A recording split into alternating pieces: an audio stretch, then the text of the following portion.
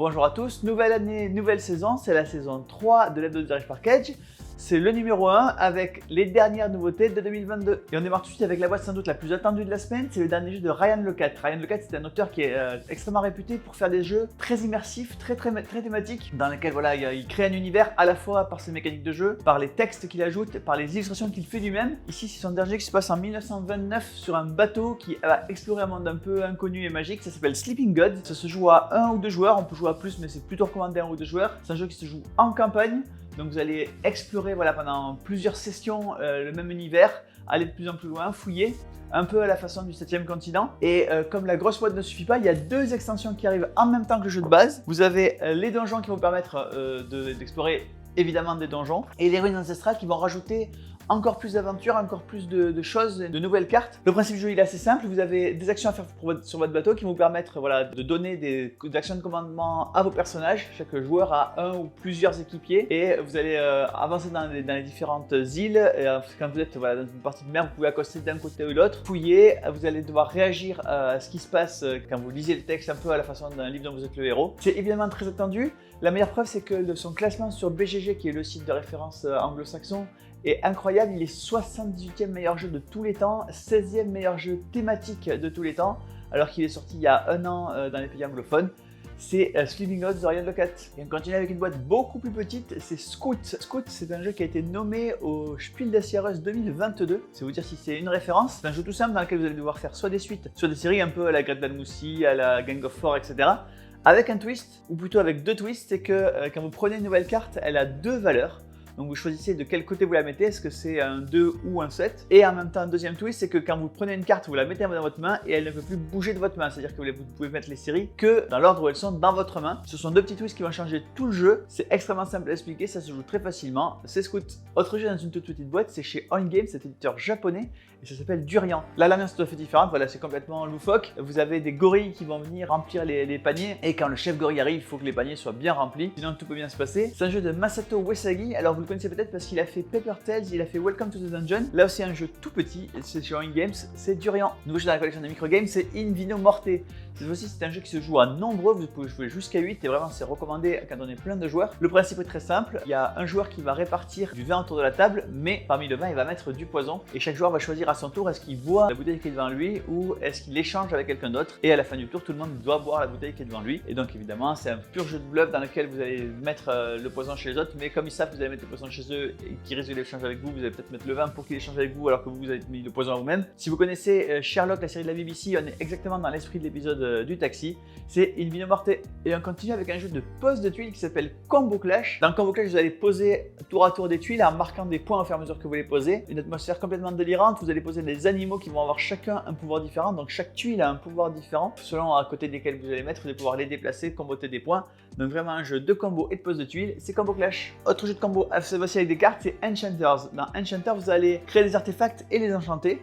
Vous avez des cartes différentes, soit pour les artefacts, par exemple une épée longue, et pour les enchantements, par exemple en feu. Et donc quand vous allez combiner les 2 cartes, vous allez faire une épée longue en feu. Avec cet artefact, vous allez pouvoir combattre des monstres et donc rapporter des points de victoire. Si vous êtes trop fatigué des combats, vous pouvez vous reposer au village. Le jeu est extrêmement rejouable puisque dans chaque partie, vous allez mélanger des paquets de royaumes, un paquet de royaumes par joueur, donc le nombre de combinaisons est assez incroyable. Et si ça vous suffit pas, il y a 2 extensions qui sortent directement avec le jeu de base. Donc une extension Rire et Kourou, donc Rire avec le peuple fée qui vous permet de faire des interactions avec les autres joueurs. Et le Kourou, c'est les gladiateurs qui vont vous permettre directement de combattre les autres joueurs. Une deuxième extension avec Un enfer comme au ciel, donc 2 nouvelles factions également.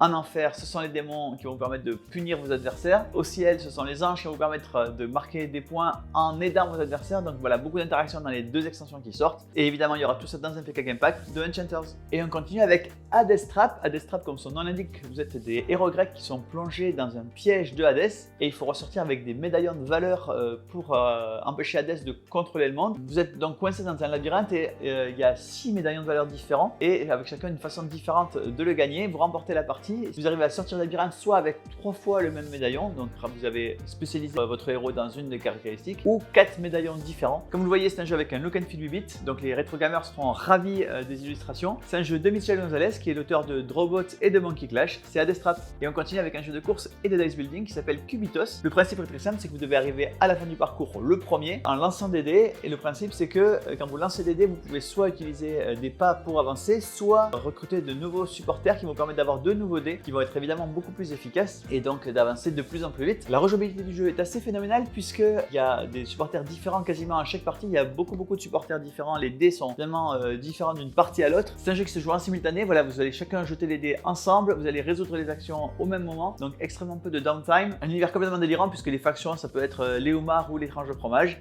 C'est Cubitos. Et on continue avec Bullet. Le principe de Bullet, c'est un espèce de mélange entre Tetris et les shoot'em up où les joueurs vont s'affronter en s'envoyant des pièces qui vont pouvoir recombiner pour renvoyer encore une fois à un autre joueur. D'ailleurs, je dis que les joueurs vont s'affronter, c'est pas complètement vrai puisqu'il y a 4 modes de jeu différents. Vous pouvez jouer soit en solo, soit en coopératif, soit en équipe, soit chacun pour sa peau et donc en compétitif. Quand vous jouez en coopératif, évidemment, vous jouez contre un boss. Quand vous jouez en équipe, vous jouez les uns contre les autres. Chaque joueur a un personnage avec des pouvoirs asymétriques. Les personnages sont des héroïnes du futur qui vont essayer de protéger le monde en mode coopératif ou de se protéger les unes des autres en mode compétitif. C'est Bullet. Et on continue avec une nouvelle édition de Rondins des Bois, donc une édition plus jolie, réorganisée et mieux faite. Le principe de Rondins des Bois reste le même. Vous allez retourner une carte qui va vous montrer un empilement dans lequel vous allez devoir mettre des castors. Vous allez devoir reconstituer l'empilement et mettre les castors au bon endroit. Vous marquez un point si vous avez fait le bon empilement, un point pour chaque castor placé au bon endroit.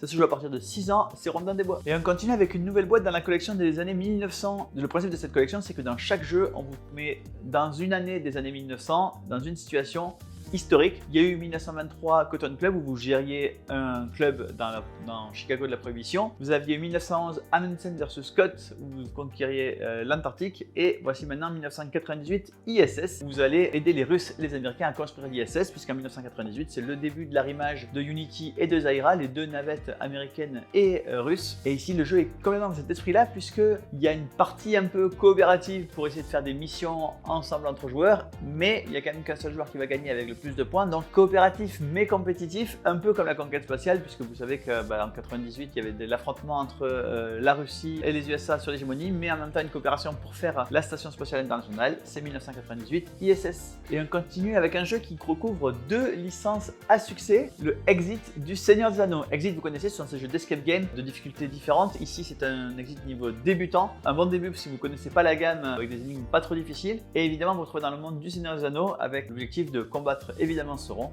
C'est le Exit du Seigneur des Anneaux. Nouvelle boîte dans la collection des Tréfutés, c'est Tréfuté Forever, c'est la 4e boîte, donc c'est Forever comme les Magnolia. Le principe du jeu c'est toujours le même, c'est toujours ce roll and write où vous allez, quand vous êtes joueur actif, choisir des dés et laisser les autres à vos adversaires avec un système de combos. Dans cette boîte, évidemment de nouvelles façons de scorer, avec des façons de scorer plus originales, peut-être plus interactives, un peu plus vicieuses, c'est Tréfuté Forever. Et on continue avec un nouveau jeu dans la collection Fragment. Fragment c'est cette collection de Joanne Fabre-Godal et Théo Rivière. Ici vous allez écrire votre histoire dans le monde de Outsphere de Guy Roger Duvaux. Vous êtes dans un vaisseau qui vient conquérir une nouvelle planète qui va être le nouveau berceau de l'humanité. Vous allez devoir, au fur et à mesure de la partie, répondre à des questions, incarner les personnages de la série. C'est Outsphere Fragment. Et on continue avec Wingspan Asie. Alors Wingspan, je vous le présente plus, c'est ce jeu où vous devez collecter des oiseaux, leur permettre de nidifier et de créer de plus en plus d'oiseaux. Il y avait la version de base qui était aux États-Unis. Vous aviez la version Europe, la version Océanie avec des nouveaux oiseaux à chaque fois. Cette boîte-là est un peu plus originale. C'est la partie asiatique, donc avec des oiseaux asiatiques. Elle peut servir soit toute seule, voilà, pour jouer à 2 joueurs, et ça marche très bien à 1 ou 2 joueurs. D'ailleurs, il y a un mode solo. Donc vous pouvez juste avoir cette boîte-là et jouer à 1 ou 2 joueurs. Vous pouvez vous servir de cette boîte comme extension avec 2 nouveaux oiseaux pour les autres boîtes et donc avoir de plus en plus d'oiseaux dans votre collection. Vous pouvez également vous en servir comme extension pour 6 ou 7 joueurs pour la boîte de base, et donc vous avez 2 joueurs en plus de la boîte de base.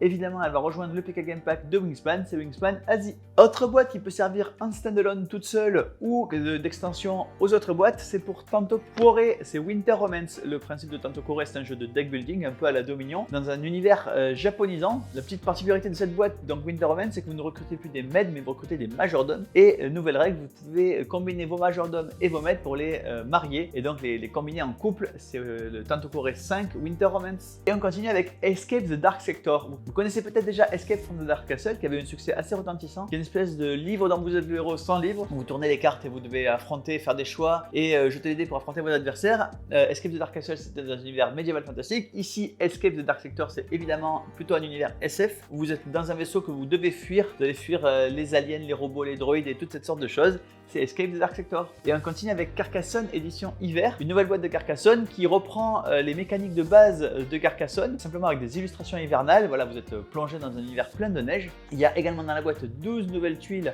qui rajoutent quelques nouvelles combinaisons. C'est Carcassonne hiver. Chez Parkett, j'en aime beaucoup 7 et match et donc on est ravis qu'il arrive en boutique le 7 et match édition XL pour les aficionados de ce jeu. Édition XL, ça veut dire un tapis plus grand, ça veut dire un tapis beaucoup plus qualitatif puisque voilà, c'est un tapis souple. Il arrive en 3 éditions. Vous avez la version Paris avec des couleurs qui ressemblent à des terres battues. Je ne sais pas de quel tournoi on peut parler. Vous avez la version Londres avec la colorisation herbe et la version New York avec la version synthétique. Évidemment, 3 grands tournois du Grand Chelem, 3 jeux qui sont exactement les mêmes avec les mêmes mécaniques que 7 et match, simplement sur un tapis plus grand et de meilleure qualité et avec des pions en bois du Jura, c'est 7 et match version XL. Puisqu'on parle de tapis, voilà également un tapis pour Hanafuda Koi Koi, donc vous allez pouvoir faire vos parties dans d'excellentes conditions. Évidemment, on va faire un PK Game Pack avec le jeu de base Hanafuda Koi Koi et le tapis à tarif promotionnel. Et on continue avec une extension pour biathlon Crystal Globe qui se passe au Grand Bornand, donc à Annecy. Le Grand Bornand, c'est une piste mythique du biathlon et elle est extrêmement difficile. Vous allez avoir 8 nouvelles règles dans l'extension sur ce plateau avec des règles qui vont permettre de gérer la fatigue, le cardio au moment du tir et plein d'autres choses encore. Évidemment, un PK Game Pack avec le jeu de base et l'extension Grand Bornand. Et on continue avec une nouvelle extension pour Dune. Dune, c'est ce jeu qui était sorti dans les années 80, qui est ressorti récemment avec de nouvelles illustrations et arrive maintenant une extension pour ce jeu avec 2 nouvelles maisons, comme son nom l'indique, la maison Richese et la Chaume, donc le combinat des honnêtes Obermarchands. Également 2 nouvelles façons de jouer à Dune avec 2 petites variantes qui sont incluses dans la boîte, c'est Dune, Chaume et Richese. Du nouveau pour les fans de Zombicide qui sont aussi fans de l'univers DC avec 5 boîtes de DC Dark Knight Metal pour Zombicide. Donc dans le multivers de Batman et de Superman, il y a des héros qui peuvent être à la fois des héros de Zombicide ou des abominations et des ennemis. Donc 5 nouvelles boîtes avec à chaque fois plusieurs figurines. 5 nouvelles boîtes avec vos héros préférés de Dark Knight Metal. Et bien voilà, le numéro 1 de la saison 3 de Left 2 Garage Package est terminé. Je vous remercie d'être de plus en plus nombreux à nous regarder chaque semaine et je vous dis rendez-vous à la semaine prochaine.